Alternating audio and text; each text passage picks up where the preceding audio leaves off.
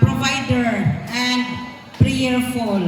So si Paulo kanunay magmaampuon o kanunay mag-provide unsay mga panginahanglan sa pamilya. A. Amiable. Undao, understanding. Kailangan kamong duha magsinagtanay. Whatever ups and down, kinahanglan into nang sabog-sabog.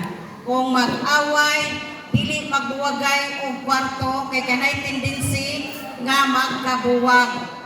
Kay madugay, magbuho ng jagbangag si Paulo at to sa agi dito. Ikaw di ka kaibaw, kay naglain to understanding with each. M. Loving, kinahanglan Paulo, loving ka kanunay sa mga asawa o sa imong mga anak o labi na sa imong ugangan, mga in-laws. Kay kana ubatoy on na natong mga problema ang relasyon. So kinahanglan loving ta sa tanan, why pili. Ang O, ano may meaning sa O? Obedient.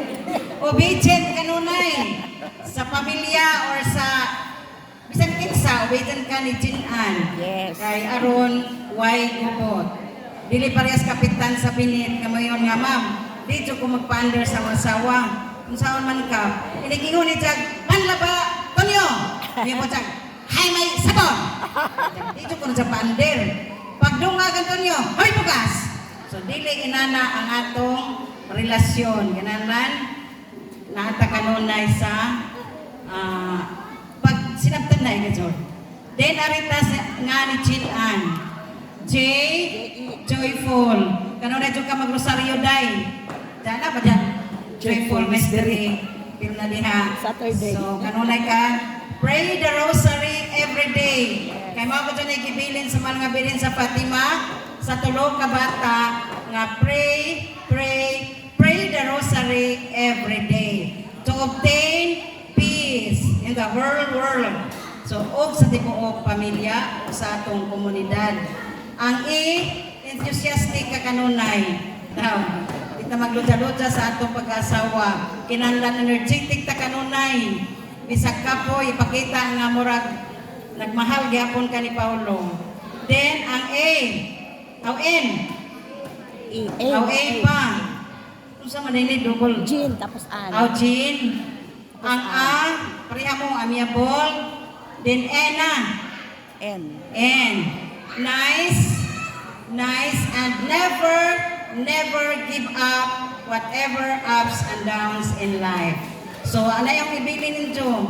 Kinahanglan Christ-centered. Kaya nga itong giawat isip sa panagtiadyon. Kinahanglan ta mo awat sa bukasyon, sa pagkapari. Nga din kita maampuon. Ano ligyan ko yung pasulti, malangan ninong murog kaon. Maampuon, pagkapari, pagkahari, kinahanglan na anato ang pagpaubos. Then, pagkapropita, kinahanglan kita musangyaw. Kay kitang pamilya, naman nato ang Blessed Trinity na si Jose, Maria, o Jesus. So, kinahanglan sa atong pagtanagtiadyon, naata Christ-centered kanunay. Pag-ampo mo kanunay dahi, aron malikay sa mga kadautan, mga balatian, uban pa.